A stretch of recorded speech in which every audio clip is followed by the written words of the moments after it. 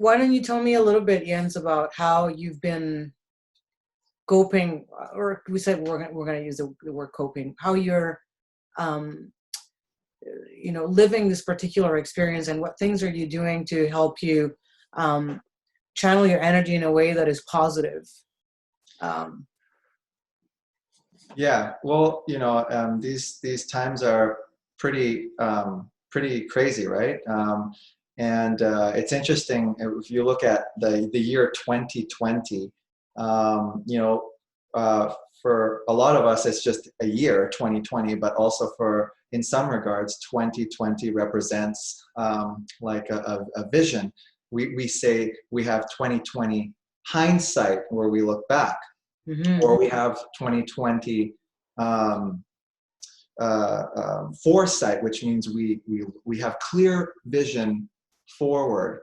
And so this number, it's really interesting that the whole world is being brought together in the form of this virus in this year 2020, where I personally believe we have every opportunity um, to look and have clear vision of the past and see what is happening and what hasn't been working, Mhm. and to, through that, have a clear vision of how we wish to change our future and how we wish to steer into more sustainable ways of living, more loving ways of living, and and move forward and evolve and grow, not just as individuals, but as a collective. And I think we do that individually. So one of the things that really helps me is I'm going to title it "Breaking the Habit of Being Myself," because when everything in my external world is uncertain, the only power for certainty is the way I believe, my ideas, and how I respond to those situations. And in that, when I focus on myself and the way I think, that is what I can trust. That, in times of uncertainty in the external world, is what I can lean on in times that are very chaotic.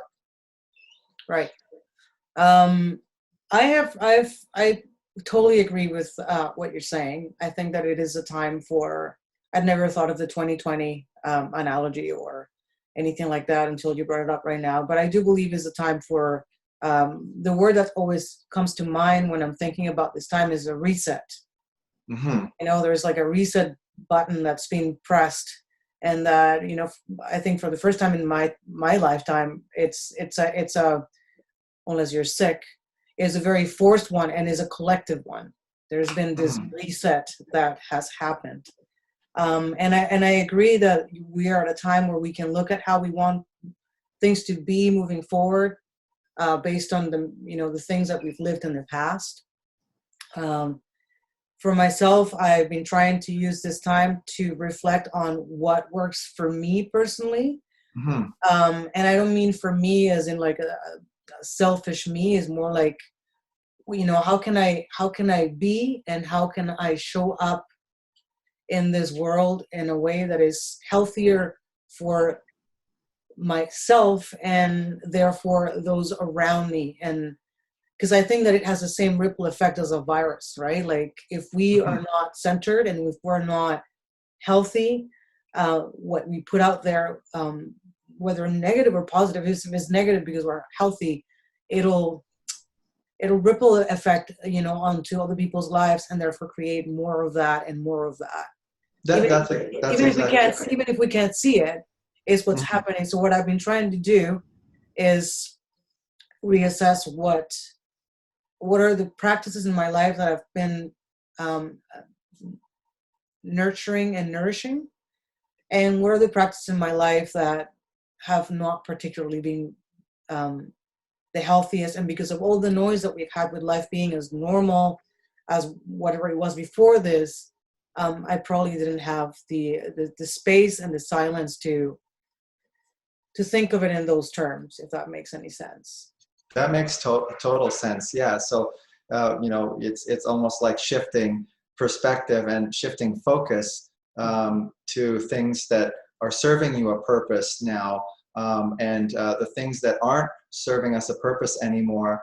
The things that keep coming back up in our life in our lives. You know, the frustrations, the worry, the apprehension, the hesitation, being scared, the uncertainty, the not knowing, the chaos all around us. You see, if we continue to focus on those things, we're not changing anything. But what you were saying there is beautiful, because by shifting to more nurturing state and shifting your focus to more loving things and things that you do want to experience, you eventually forget about all of those things, even though in the back of your awareness they're still there. But because you've been making it a purpose and a practice, it eventually has that change into a different state of being. And you probably, Susanna, can feel that change through your emotions. Can you not? Yes, and I can also feel them not only in my emotions, which become very conceptual for us humans, I think, but also I think energetically, like in a way that you can't really express with words, right? Like you can't put it into words what you feel like when you go out for a walk and things feel different. Not only in terms of emotions, as I said, but in terms of energy. It feels that there is definitely a shift. And I think that the fact that there are no words for, such shift is a good thing. Because the moment we turn it into a concept, then it becomes a story. And stories get linked to stories that we knew and that we know. And they're not necessarily stories that have served us as a society, if that makes any sense. That's right. Yeah, it Yeah. does make sense. Yeah. So the shift has been definitely, the way that we are mapped as humans is we have emotions that are explained by, our dialogues of what things are in terms of good or bad. But if we just look at it not being good or bad and what is that there's definitely a shift. May I ask you, Susanna, in your challenges, because we all have challenges in our lives, in our personal lives, but when we want to make a change and when we shift, it sounds easy to speak about it, but can shift be scary, and can that actually prevent us from changing and shifting our focus? Oh wow, that's a very good question, Jens. How did you manage, or how do you manage with challenges and the fear that those new shifts pose for you, or is it always smooth for you when you make a change in your life? No, yes, I definitely not. Change is not easy for me. I think that, like most humans, I resist change. And it's funny because I want it and I seek it, but at the same time, I fear it. It's like change is one of those things that I find is something you can't always choose. You know what I mean? Like in this particular case, I consciously I didn't choose to live in a pandemic, So I'm in a situation where change is inevitable, whether I like it or I dislike it. So your question has to me has a two-part structure to it. The first one is change easy for me? No. Is it always very difficult? Not necessarily. If I am very aware that the change is necessary, the discomfort of being in my comfort zone is worse than the change itself, but there's always fear. Whether it's more or less, it depends on what it is. In this particular time, I think what I have been practicing, and is a moment-to-moment thing, is being more in the moment and more present. And by that I mean like being very aware of where I am at right now. Like right now I'm talking with you. We're having a conversation. And if I am creating some music in the studio, I am doing exactly that. And I try and pay attention to the thoughts that interrupt and become invasive almost Mhm. when I am trying just to be in my presence and the presence of my wife and our pets. Uh, Right.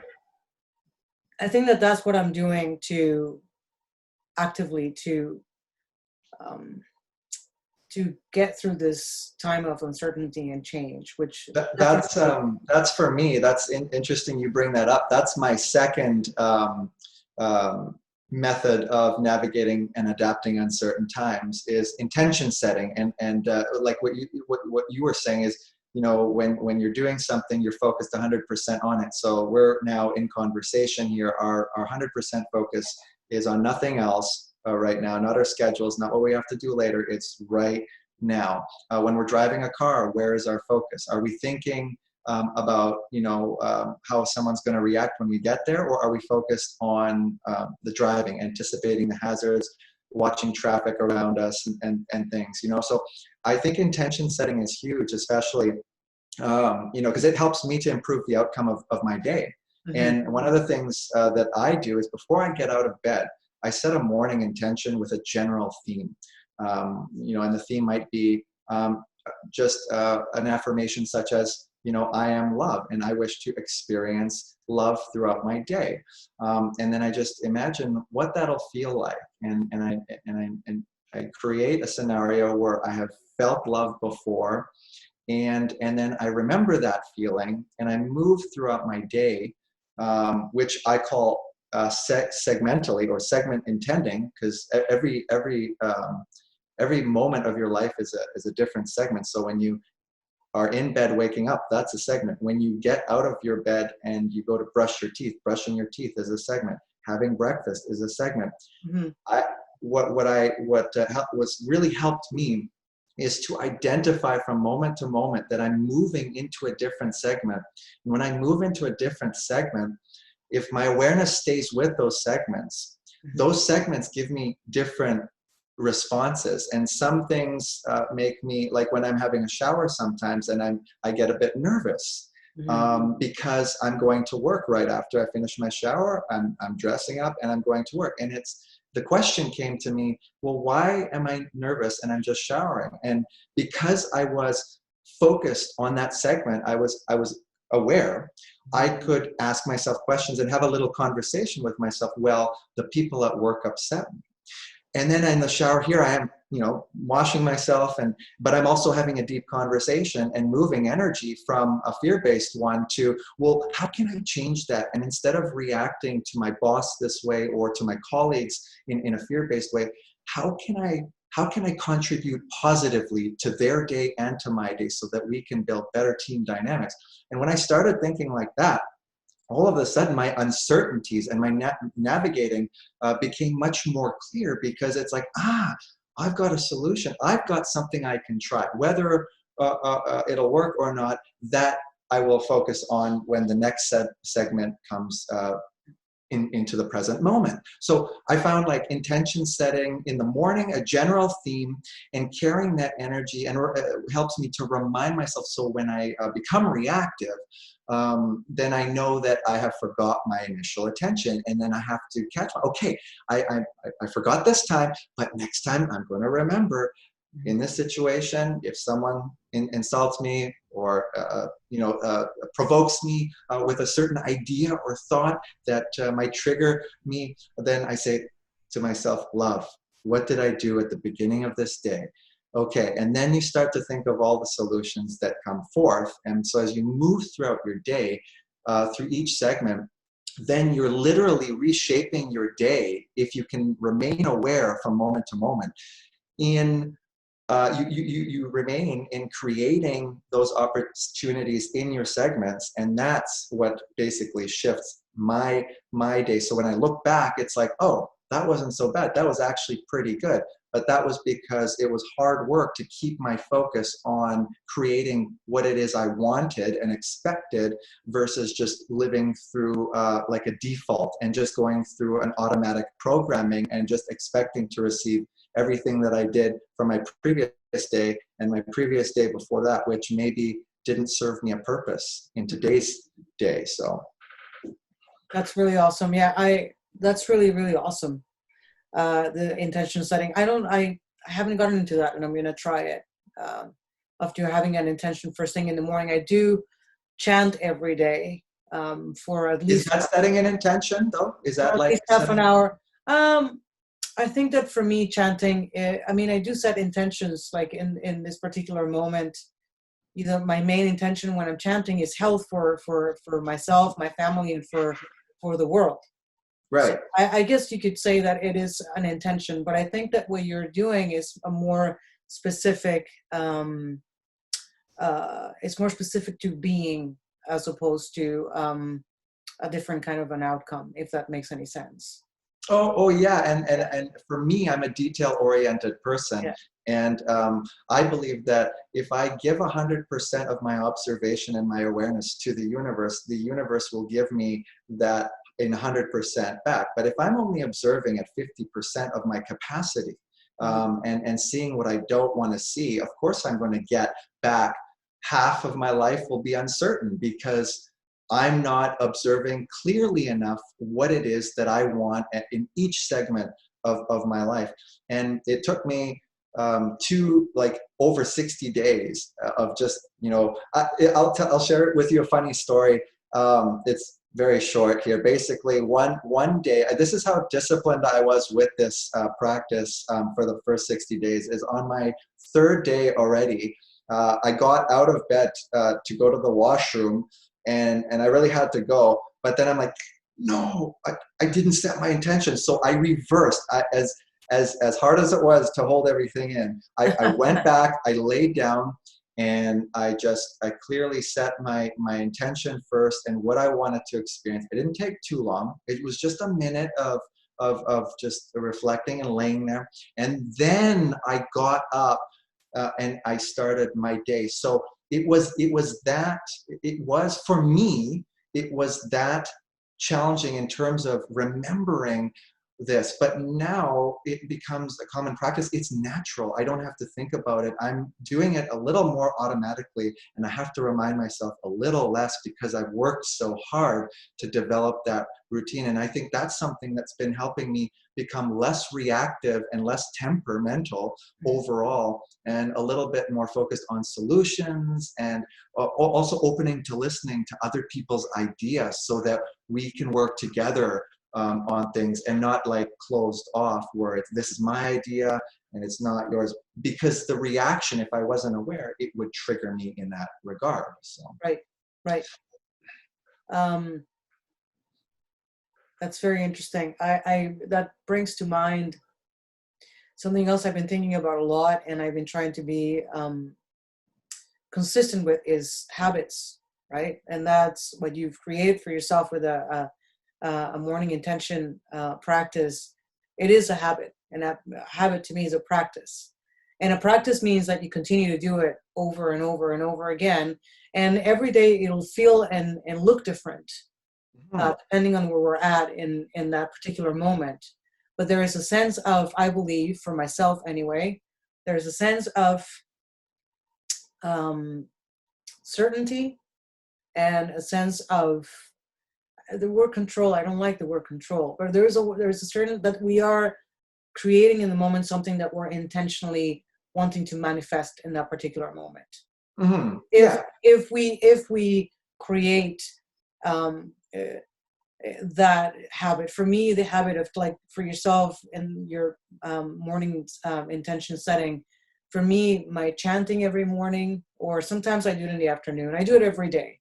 I've been trying to be less rigid, especially now with what time am I going to do it. But I make sure that I do it. Like, there are certain things in my life and my day that give my day and my life a certain level of structure that allow me to know that I have something to fall back into, and that helps me with the flow of things.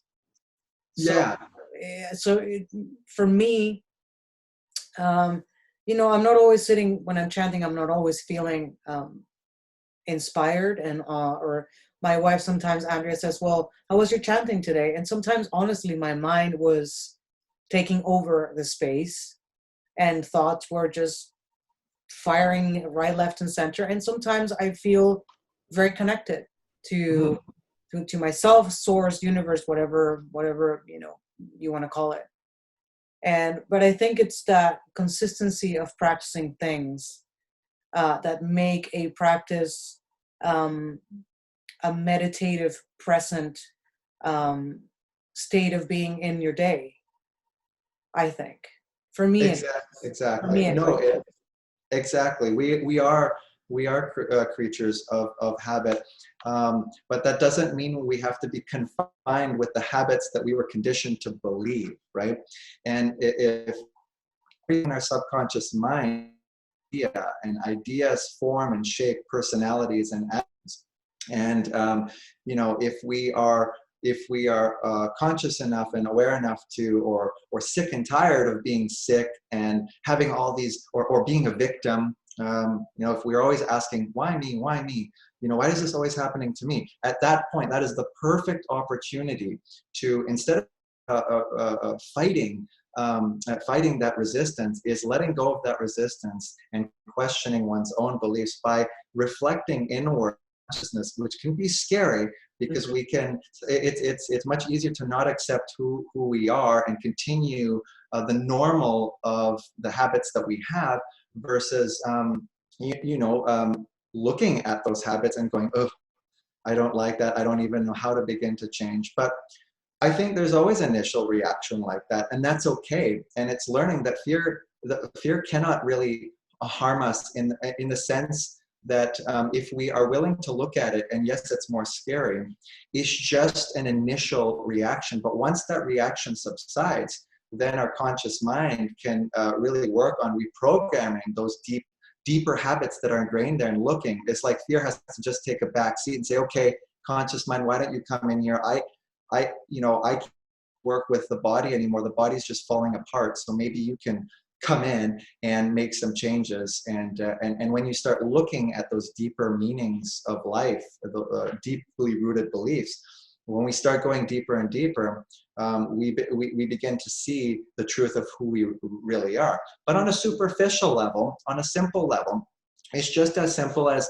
making a change, even with like a lifestyle choice. For example, like what you were saying, just starting a practice. Doesn't have to be 60 days or 30 days.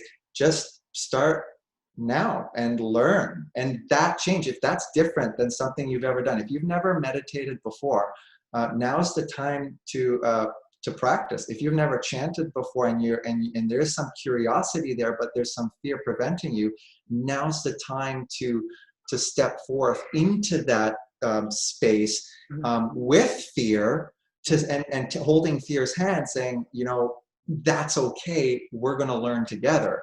And when fear is allowed to burn, then when it burns, there is no fear anymore. But the fear oftentimes is the wall, right? And so that's where it becomes a challenge, is when fear prevents us from changing and moving forward. And this is our opportunity, 2020, clear vision forward and clear hindsight. We know everything we've done. We know we're polluting, and we know that we're hurting. We know that going forward, there's healing there for us. There's more sustainable ways for us. Let's stop looking back, and now let's start moving forward based on what we know from the past. And that also has to do with our deeply rooted belief system and our ideologies that we've been conditioned over years and years of programming. Yes. I so wholeheartedly agree with what you're saying. I also, to add to what you were saying, I think that fear, and this is a very Eckhart Tolle concept that I have adopted because I believe it to be true for me anyways. Fear is also your egoic mind, like the mind that's been programmed. Fear is a resistance of your egoic mind to let go of what it knew, because it means that you're somehow killing a part of it. Mm-hmm. That sounds very esoteric, but bear with me. Like if I have been used to the comfort of whether it's something that's brought good things into my life or not, but if I'm used to a certain pattern, the moment that the mind is used to it and you challenge it with this needs to change, the part of you has to die. That part of you has to be shedded for you to be able to open a space for that new practice or that new belief system or whatever is that we want to call it. Mhm. Fear is just a way of, because the reality is that evolutionary speaking, and speaking in an evolutionary kind of way, fear was only meant to protect us from actual danger, Yeah, good right? point. And yes, in this particular moment, there is danger in the situation that we're in. In terms of, like, so if you are, if you have a predisposition to, if you have a heart condition or if you have diabetes, we know that scientifically speaking, is a fact that if you get infected with the virus, you have your odds are not so great. Hmm. So I guess the fear of that will keep you, will help you maybe make the changes you were talking about. Maybe it's a Yeah. time right now to start eating healthier. Maybe it is a time to start going for walks as opposed to being on the couch all the time. Like, fear has a purpose in our existence to help us to survive as You a know what? species. You bring up a huge point right there. Is that like with regards to the situation with the virus, and there are people that are more susceptible. People with heart conditions, people with diabetes, people with cancer are more susceptible to other diseases, as other viruses. But for each of us, it is different. The way we respond to it, we know that we can change our reality at any given point in time. So for someone that has these conditions, of course, it is normal that they would be more fearful, not going outside anymore. Maybe cocooning themselves, maybe focusing more on health. And I think whereas for some people, the belief of the virus, the reality doesn't exist as a strong vibration in some people's realities. So they're a little bit more comfortable. They know the virus exists, but they're not letting that vibrational density manifest to such a degree where it becomes a part of their reality. So everyone's at different levels of consciousness. And what's interesting about this time is that we can help each other. It's not that anyone has to change or anything, but the people who are already on the level that of awareness that see that fear doesn't have to dictate how we move forward.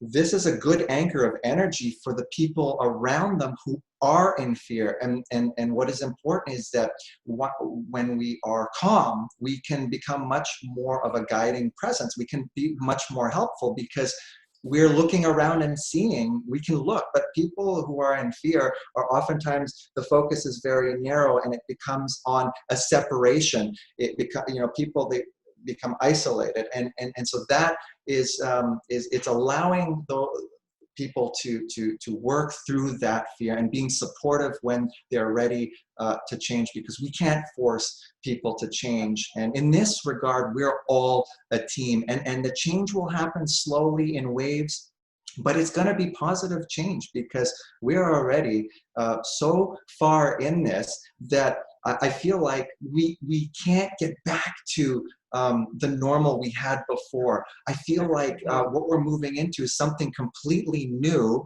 and for some can be beautiful, but some people might see it as uncertainty, right? Absolutely. And I think that adding to that, Jens, you said, and I completely agree, we all have different levels of consciousness and different levels of awareness. I think that that's more maybe accessible to some people to hear levels of awareness. Like, I think that true awareness is when you actually can say with conviction that I know this is happening and I know it needs to change. Mhm. And change is not easy for anyone, I think. I think we all find change very difficult because change, with life being as uncertain as it is by nature, certain things that we've gotten accustomed to is what gives us a sense of quote unquote security Mhm. or Yeah. predictability. So I think at this point in time, some people are being forced to change because of the circumstances, which I don't know if being forced to change has a long-lasting sustainability Mhm. element to it, because fear sometimes produces changes that are very short-lived. Mhm. So I worry when people change out of fear, as opposed to changing. There's fear, but I'm changing out of awareness, and I'm changing out of wanting for things to be different. Mhm. But here's the thing: for a person that hasn't had conversations like the ones you and I are having, they're going to watch this interview or this conversation between you and I, and they're going to go, "Oh, these people are just full of shit. These people are just not. I don't get it." I think that people that are not ready to hear this conversations at this level are not necessarily ready, and that's okay. Well, what if we, what, like, I mean, I'm a human just as anyone else, and I believe that we are all special, and we all have the ability to achieve. And I think if we help each other, by being there as a guide, or by taking leadership for our own lives, that will be the example of the change that I think we all are wishing to see. But it's the people. It doesn't. Like you said, you can't really force someone to change, and some people aren't ready. But what happens is when a certain number of people on the planet have evolved to a conscious point, what'll happen is that shift for the people who are still in the fear-based realities, the realities where the people are only responding to their external environment, which is it looks uncertain right now, is when that doesn't work anymore, when that shift becomes easier, when a lot more people are already living that new shift. And then people they don't have to force themselves to change. Rather, when the time is right, they will just be in that phase of the energy that has been created by the entire collective consciousness of the planet. So it's different. It's going to be experienced different by everyone in every way, from every angle. And that's what makes this life so interesting for each of us as individuals and collectively, is that this is unfolding in an infinite amount of different ways for each of us. For But sure. yet it's all going towards the same kind of direction, the same goal of love, of creativity, of opportunity, of helping each other, of seeing each other as more than an enemy, seeing each other as a big family, if you will. I think it's important what you said, that if something is very clear during this time of COVID-19, is that we're very much intertwined. We can't negate that anymore. Mhm. Yeah. Basically, I mean, we either stop this together, or we continue to very easily and quickly spread the illness. And it's a beautiful metaphor for how connected we are, Mhm. for the good and the bad. For the good and the bad. And um, I think that we're all of us are being forced to face what is that we need to change. Mhm. We're all being forced. Whether it is I'm in a bad marriage, for example, or I was in a really toxic job and now I'm laid off, and now I know. Because sometimes stepping out of the situation, or being in the situation full on that you were not in because you were working. So you were coming home to your spouse only at the end of the day. Like, Right. we are, it's very interesting how the synchronicity of this pandemic has forced every single human being to be in situations that they didn't think that they needed to be in to make changes, but they are now. Yeah, that's a wonderful point. What you basically summed up is, we want what we get, not we don't get what we want, because we can't change the external circumstances. This, No. like you said, this virus is now a part of our planetary consciousness. It's there. It's not going to go away. There's other viruses. There'll be new viruses. Everything's mutating and adapting, and we will mutate and adapt with that, and what you said is it's really a powerful tool to basically allow people's different consciousness to move forward in each their own way, and whether it's bad or good, it doesn't matter. We are each dealing with this in our own way, and I think that what you're saying also is making up. We can't change the situation, but we can make things positive. So, for example, we can take a negative like getting laid off from a job. Well, we can be upset about that and say, this country is falling apart, the world is falling apart. Or we can come from the positive perspective and looking, okay, maybe this job wasn't meant to be, but maybe there's a sign that there's something bigger out there for me, something that I can look for, where I feel even more immersed in my consciousness and my ways of experiencing life. Maybe it's leading me into a direction that I'm not really sure where I'm going with it, but I know there's something bigger out there. With divorce, for example, people getting divorced in these times, or even slightly before this time, maybe it's just a way of accelerating and saying, hey, it's okay, we were together, now we're not, but maybe there are new people. That divorce could be an accelerant for something else to happen in the future. But we need to believe in the positivity of the future that comes our way if we want to see those opportunities that are all around us all those times. And otherwise, we just become a victim of what is happening to us from the past, and we're bringing that mentality and repeating that over and over and over again. Exactly. That's what we call in Buddhism karma. Yeah. When you're doing the same thing and you're producing the same, manifesting the same stuff, because you haven't changed the tape, you haven't changed the programming. If you continue to listen to rock and roll, you're going to keep getting rock and roll. Yeah. If you're going to change the tape and you want to listen to some classical music sometimes, well, then you're going to get some more classical music. I think that it is a time, if we take it as such, to reassess, reevaluate, and reconnect and apply new ways of thinking.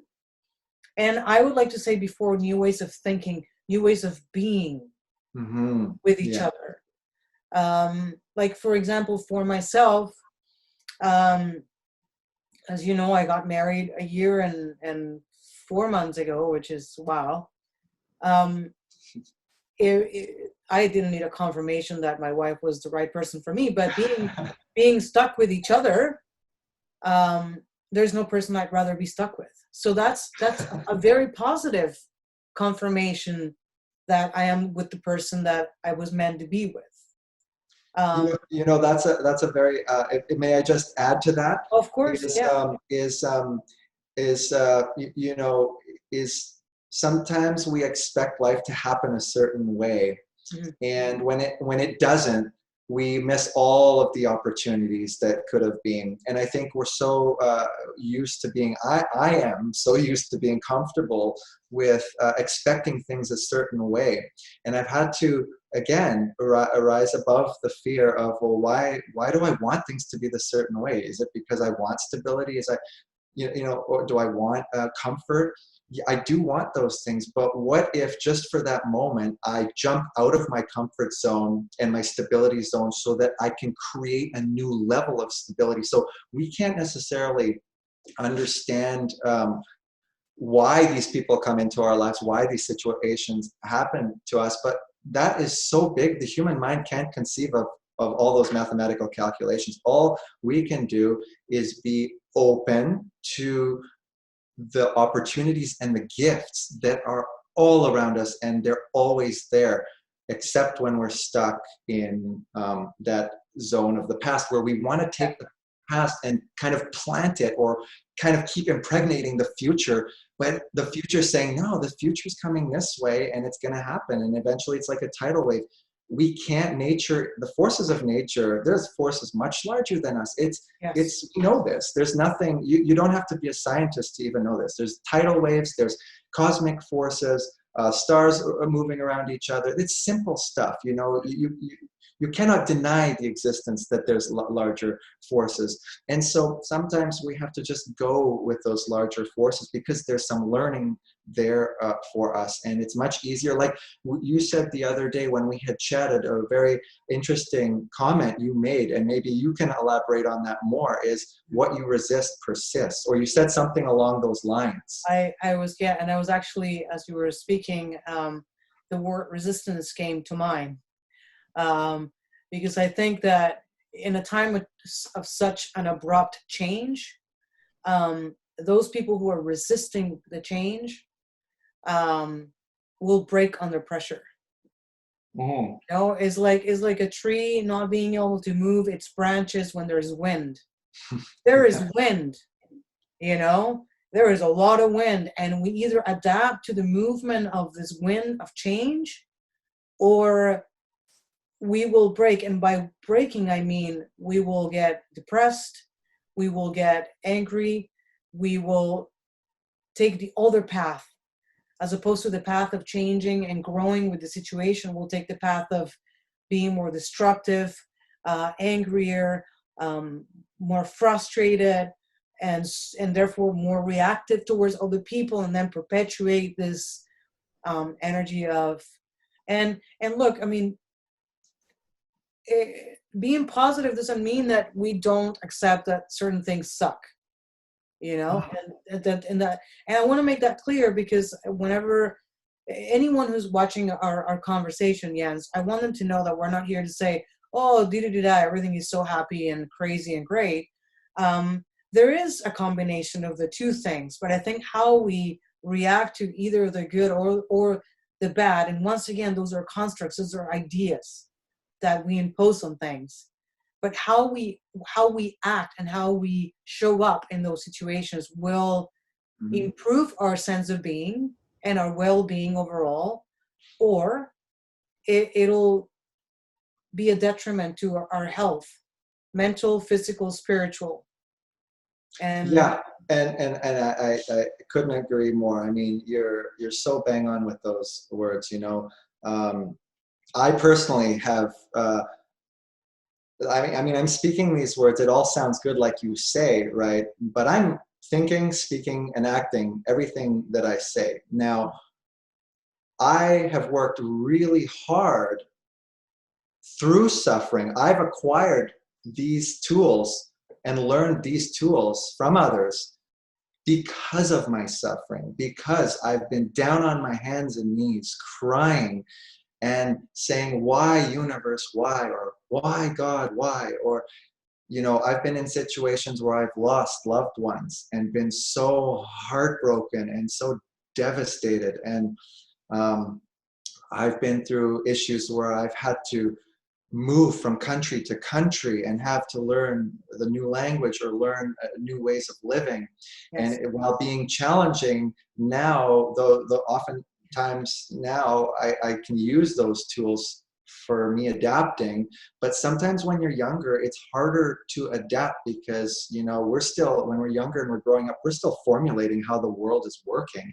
And when we, you know, when we have some sort of a formula, you know, for me, I started to gain a formula around university, you know, in your 20s, and you want to solidify your personality and who you are. Mm-hmm. But before then, you're just learning from everyone else, picking up, observing like a sponge, and you're kind of developing your personality. But at university, I really felt like I was able to start to share my formulas with other roommates and classmates in university because they were sharing theirs. So it was really, I was developing a formula at that point until I got to a point, you know, in my 30s where my awakening happened and my transformations of health happened. And they happened because of some traumas that I had to go through. And these traumas, I was stuck in such a dark place for such a long time that eventually my lower mind that was always playing the victim mentality just gave up, and I was numb. And at that point, my higher mind came in, and you know, you don't have to understand what that means, just take it for what it is. But my higher mind, another voice came in and just said, okay, well, what do you want to do now? And I was like, whoa, like, it was my voice. It was a dialogue with myself, but I was at rock bottom. The only place you're going to go is up. The only voice you're going to hear once you hit rock bottom is a different tone, a different question that will start to bring you up, because your lower mind has brought you to that point. And how far can you go? And when you see death, when you've experienced heartbreak in relationships, if you want more of that, you'll get it. But there comes a point in everybody's lives, mine included, where enough is enough. And we start making choices that are the opposite of what we used to make. And that's the point. And that's uncomfortable. But we don't have to take it that far. But sometimes we like to test the universe, and we like to test our resilience by going all the way to rock bottom. And sometimes that's what we need. So, but then there's only up. And after that, there's no going back down. When you come out of your own depression, you use those tools that you've used to get you up now, and you can apply that in every other aspect and challenge and heartbreak in your life. So now heartbreak might not last as long, and you might not go as deep in your depression. Now, when you experience death around you, it still might hurt you a lot, but the amount of grieving time, the amount of denial and anger that comes with that might be completely, the levels of emotion might become completely reduced and oftentimes even mitigated, which allows us to continue and to thrive and evolve through life instead of being a constant victim of the circumstances around us. Yeah, I totally agree. I agree that in Buddhism, we have this beautiful analogy of the lotus flower, one of the most beautiful flowers that there is. It grows out of mud. That's why it is a symbol for Buddhism. It grows out of mud, like mud. Wow. I think that we humans are exactly like that. When we evolve in our lives and this existence and consciousness, we are like the lotus flower. We grow in any circumstance. Exactly. Where we come from might look so like dirty and muddy and confusing, and how can it be possible to have anything beautiful come out of that? Well, we have examples in nature where that's the case. And we are nature. So if we look at nature for answers as to how we evolve, we would be closer to what's true. Oh, that's so beautiful. I love that. We are nature. And, if we looked at, like you said, if we just looked and observed at how nature works and the intelligence that already exists within nature, we have that intelligence. We have it. We have that intelligence. We have it. So, I mean, we have a virus that's mutating because life mutates all the time. Right. And just like the virus is very strong right now, we are going to get stronger as well. Yes. As a byproduct. Not only psychologically, but also physically. And and I think, Jens, I truly believe that it comes down to the choices we make with this particular circumstance that we are all forced to be and live in, and the choices we make while we're going through this. Mm-hmm. And it also comes down to the realization and acceptance that we are here for a very brief period of time. And that this is not a dress rehearsal. So if we continue living for the future, we are treating life as a rehearsal. Mm-hmm. Yeah. But if we're living life as this is it in this moment, because back in January, we didn't have COVID-19. Yeah. So the moment we stop treating life like it is a rehearsal, and we treat it as it is a gift, a present every day, the more we're going to get to enjoy the journey and the experience, because that's all living is about. Absolutely beautifully said. Wonderful. Powerful. Wow. Right? Amazing, Susanna. Like when we transition, nothing that we've accumulated will come with us. Nothing. Except for where our energy is going to be at that point. how aligned and how at peace that energy is going to be with the universe. We're going to go back home. We're going to go back to where we were before we were born into or manifested into this world. It's just it just is. Mm-hmm. And I think that as scary as mortality, and I've thought about it a lot lately, as much as it is scary, it also puts things into perspective. Mm-hmm. We need to stop acting as if life is going to go on forever. Yeah. Our human existence is limited. Mm-hmm. Our being is eternal.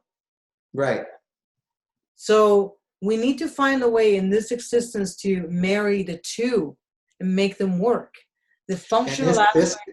This could probably be a conversation for another podcast, is Yes. bridging the two worlds. What is the inner world? Because last time you were saying that, maybe people aren't quite, some people won't be ready for this, but I think now's the perfect time in 2020 to kind of at least paint a picture for what the inner world could look like, so that people who are very material based, people who are very visual and need to touch and feel to believe that their existence is a reality, can also see the other side of it, that we are a two-part being, not just a one-part being, which is everything in the five sense reality, material world, but that we have a non-physical part of us that exists, that is so powerful, and that is where all our creating forces, our choices that we make, can come from if we allow those choices to flow through. So that would be an interesting, I think,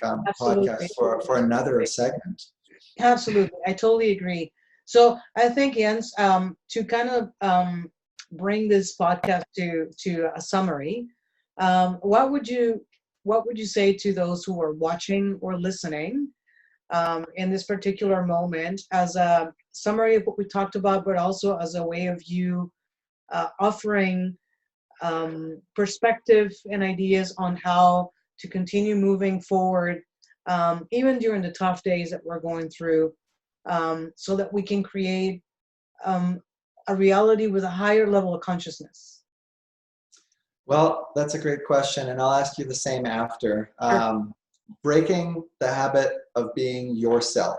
I'm constantly breaking the habit of being myself. That is number one, because as we discussed earlier, when the external world is going to be the our external reality is our external reality. But where we begin to change the external reality is not by changing what happens out there, because we can't change politics. We can't change who's the president. We can't change what a country does to another country, but we can change the way we perceive those actions. And so, but that's a habit. We have to take that perception to another level and focus somewhere else so that we can begin to change those habits. So that's number one, is breaking the habit of being yourself. And I would implore you, all of you who are listening to this podcast, to start to explore yourself, get to know yourself. You spend 24/7 with yourself. We're always at dialogue with ourselves. Begin to know thyself. Number two, setting intentions. Intention setting is very important because it gives us a clear direction, regardless of circumstances. And if intentions don't work or not, it's not about expecting a result. What it is about is setting your intentions from moment to moment or segment to segment in your life, and staying focused on that and watching how your emotions change as a result of that. Emotions that may have been fear-based eventually shifting to more unconditional love, or more excitement, or more creativity, versus anything that's a little bit more stifling and a little bit more stress producing. So intention setting is very important as the second thing. And number three, I would say that in general, lifestyle choices, making new lifestyle choices that work for you, trial and error. I've had to try and see what works for me, despite what the medical society would say isn't really that effective. So I've had to go against, in some ways, and sometimes go against what the institutions are saying, to just figure out for myself if this does work or if it doesn't. So lifestyle choices can range from anything from how we sleep, because sleep is very important for building immunity, for regeneration and recovery. That's when our body does most of its recovery, is in sleep. So sleeping with the days of light and the seasons, right? Eating and what we put into our bodies, we can control that. You know, it's so easy to put what tastes good into our body, but is it healthy? Ask yourself, what am I putting into my body? And will this nourish my body, or will this make me feel like going to the washroom right away after? Or will this make me feel heavy or dense? You know, and ask yourself that question so that you're aware while you're eating. So sleep, eating, exercise, movement is very important. Connect your mind with your body by going out into nature and run, walk, hike, do some exercises, because that movement creates flushing and detoxing. And there's also natural endorphins released, which will help us to think clear after we exercise a little bit. Now, exercise, it's important to understand that exercise is about increasing our breathing rate higher than resting. So if it's not exercise if you're still at your resting heart rate and breathing rate. So you want to elevate your heart rate and breathing rate a little bit more. And if you are already fit, well, push yourself a bit more. Okay. And the last thing with regards to lifestyle choices that really, really has helped me, and I've been doing this the last 2 to 3 years of my life, is simplifying my life, getting rid of material needs I just don't need or use anymore. And what that's done is it's lifted a weight off of the back of my mind and my shoulders, and I feel freer. I don't have so much to take care of now, and I can focus more on my experiences in life and the way I experience my relationships with myself and others and certain situations. Yes. Versus having to take responsibility of, oh, I got to manage this, I got to fix this, and then I got to do this. There's too much stuff. It's taking me away from the true potential of a human experience. So for me, personally, simplifying my life has opened up a new world of experiencing life. Beautiful. Beautiful. How about you, Susanna? So what are some things you would tell the viewers out there? So I would actually add to what you've said. I totally endorse the things that you're saying right now and believe them to be true for me too. So what I would do is I would add to what you've said. I think that the first thing that comes to mind is compassion. Practice compassion towards yourself, and that means allow yourself to have the difficult moments without judgment. Allow for those around you to have the difficult moments without judgment, because that way you'll be able to also be compassionate towards those around us. So I think the practice of compassion in a time of crisis is important as humans, so that we all feel supported in this during this time. I think number 2, use this time if you have it. If you're not working, because you were laid off, because you had your business and you had to close it, or for the time being, or use this time to learn new things. Like I am studying French every morning for half an hour to an hour, and I am writing new music or working with music every day. At least I started painting. I've never painted and I'm loving it. So use this time to do things that you normally wouldn't have the time to do, so that your experience during this time feels more expansive as opposed to restrictive. Right, yeah. That would be the next one. And the last one that I would like to share, and you said it, but I think it's important that for me to say it too, because I think it's so important. Get to know thyself, really. God, Jesus, Buddha, the universe, we are it. It's all within us. And the only way that we are going to be able to connect with that is to accept that we're human beings and to align with the values that contribute to our lives and to society at large. Mm-hmm. And by that, we're going to have to continue doing some work about breaking down those old thought patterns from old programming. Like, I mean, come on, we're all the time, technology is advancing. Like, there is new updates on computers all the time. Yeah. It's the same as with humans. Like, become the 2.0 version that you should be by now.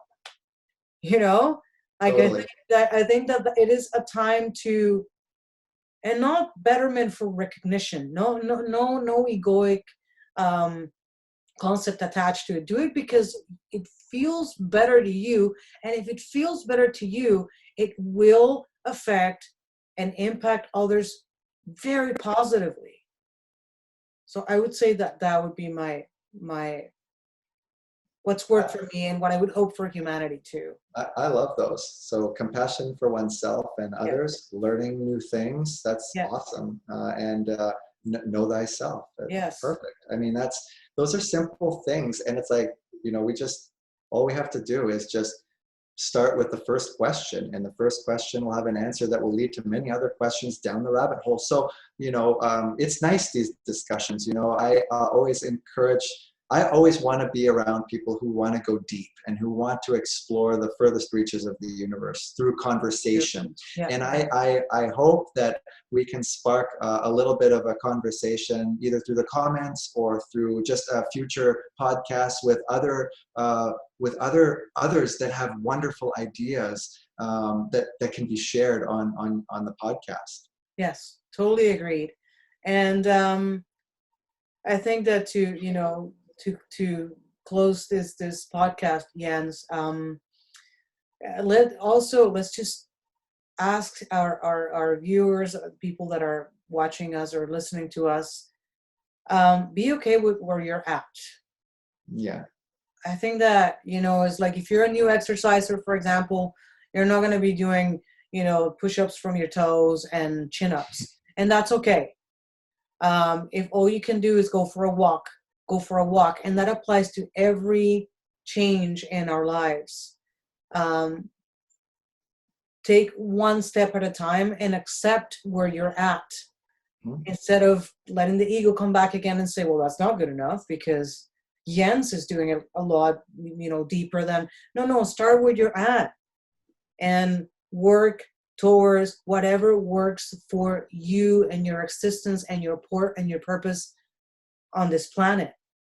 Exactly. What you're saying is, I'm glad you mentioned that to finish off the podcast, because it's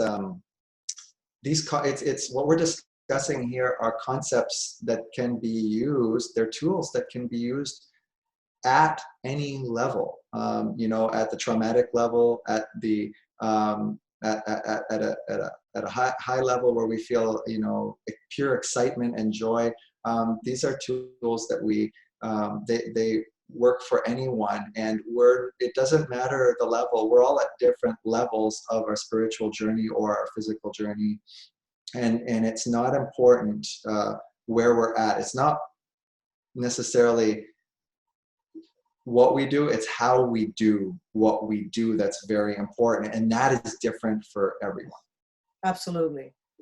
So thank you so much, Jens, for starting this podcast with me, and hopefully, as we've talked about before, it'll connect with some people. The message will connect with some people, and we can somehow offer support to those who might need it in areas such as health and wellness and